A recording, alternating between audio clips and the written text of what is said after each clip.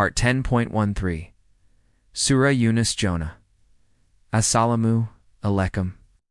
Welcome back to Sufi Essence with Hammad Syed, Kanzalaman, Quran, Yunus Jonah, 10-61-65. And you are not in any matter, nor do you recite from the Quran any recital, or do you people do any deed except that we are a witness over you when you are involved in it. And not absent from your Lord is the weight of an atom in the earth, or in the heaven, or anything, smaller than that or larger, except that it is in a clear register. Unquestionably, the friends of Allah there will be no fear concerning them, nor will they grieve. Those who believed and were constantly conscious of Allah, for them are good tidings in the worldly life and in the hereafter. No change is there in the words of Allah, that is the great success, and let not their speech grieve you. Indeed, honor belongs to Allah entirely. He is the hearing, the knowing. These verses offer a profound and deeply reassuring glimpse into the spiritual reality of a life lived in complete surrender to Allah. The passage begins with a magnificent statement about the all-encompassing and infinite knowledge of our Creator, a truth that serves as the foundation for all spiritual practice. And you are not in any matter, nor do you recite from the Quran any recital, nor do you people do any deed except that we are a witness over you when you are involved in it. And not absent from your Lord is the weight of an atom in the earth, or in the heaven, or anything smaller than that or larger, except that it is in a clear register. This verse is not just a theological concept, but a living spiritual reality that has the power to transform our consciousness. Every thought, every intention, every whisper of the heart, every action, whether in private or in public, is known to Allah. There is no escape from His knowledge, for His presence is all-encompassing, a reality that is more immediate to us than our own breath. For the spiritual seeker, this verse is a powerful call to muraqabah, the spiritual practice of constant vigilance and awareness of Allah's presence. It is a profound shift in consciousness, a state of being where one lives and breathes in the light of this divine knowledge. It is the end of all hypocrisy, for when one knows that every detail of their existence is witnessed by the all-seeing, all pretenses fall away.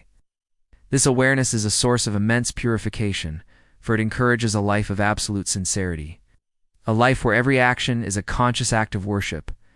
The verse ends with a breathtaking statement that not even the weight of an atom, or anything smaller or larger, is absent from Allah's knowledge. This is a divine truth that should fill the Qalb with a deep sense of awe and a profound realization of our own humility in the face of such a magnificent and all-encompassing reality. It is a truth that is a source of both profound comfort and a powerful call to spiritual accountability. The discourse then presents a magnificent and profound description of the friends of Allah, a description that is the very essence of the Sufi path. Unquestionably, the friends of Allah, there will be no fear concerning them, nor will they grieve. Those who believed and were constantly conscious of Allah. This verse is a magnificent testimony to the spiritual fruits of a sincere life. It is the ultimate spiritual aspiration for every seeker. The friends of Allah, Awliya, are not a select few who have inherited a title, but they are a spiritual state of being that is accessible to all who fulfill two fundamental conditions: Iman, belief, and Taqwa, consciousness of Allah. Their friendship with Allah is a result of a living and breathing faith, a faith that is not just a mental assent, but a profound state of conviction that resides in the Qalb. And it is a result of Taqwa, a constant and unwavering awareness of Allah's presence in every moment of their lives. This consciousness manifests as a state of constant mindfulness, a spiritual vigilance that guards the heart from all heedlessness and disobedience. The verse also describes the ultimate spiritual state of these friends of Allah. There will be no fear concerning them, nor will they grieve. This is a profound and beautiful description of the ultimate inner peace. Their hearts are not burdened by the anxieties of the future, for they have complete reliance on Allah's will. They do not fear poverty, they do not fear death, and they do not fear the judgment of others. For their ultimate reliance is on the one who is the All-Provider and the All-Protector. And they do not grieve over the past, for they have surrendered their past to the one who is the All-Forgiving. The spiritual light of their Qalb has burned away the past, and they live in the eternal present, in a continuous state of remembrance of their Lord. This is the ultimate spiritual freedom, a state of being that transcends all worldly attachments and all worldly fears. It is a state of baka,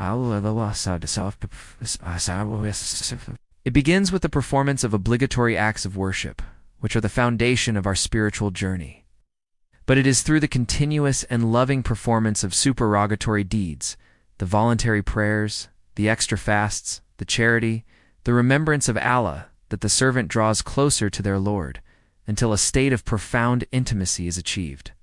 The Hadith beautifully describes this state of intimacy, where Allah becomes the servant's very faculties of perception and action. This is the ultimate spiritual communion, a state of being where the servant's will is in perfect alignment with the divine will. It is a state of fana, where the self is annihilated, and a state of baka, where the servant subsists in the divine presence. The Hadith concludes with a beautiful promise that is the ultimate source of spiritual reassurance. If the servant asks, they will be given, and if they seek refuge, they will be protected. This is the ultimate promise of the friends of Allah, a promise that transcends all worldly fears and all worldly grief. Dua, my Lord, purify my Qalb from the fear of creation and from the grief of worldly events. Grant me the spiritual certitude of the friends of Allah, and let me live my life in a continuous state of Taqwa and unwavering faith. Grant me the spiritual joy that comes from your grace and your mercy, a joy that is more precious than all the treasures of this world. Let my heart be a vessel for your divine light, and let my every deed be a testament to my love and my sincere submission to you. On the day of resurrection, let me be among those who have no fear and no grief, and grant me the great success of being in your presence, O Ar-Rahman and Ar-Rahim. May Allah illuminate your heart and mind with the light of this divine ilm. May He make your channel a beacon of guidance for all who seek spiritual clarity and truth. May your efforts be a source of immense reward, and may you be granted the highest stations of paradise. May the peace and blessings of Allah always be upon you and your loved ones. May He grant you unwavering steadfastness on the path of truth, and may your work be a testament to His magnificent names, Ar-Rahman and Ar-Rahim. Ameen.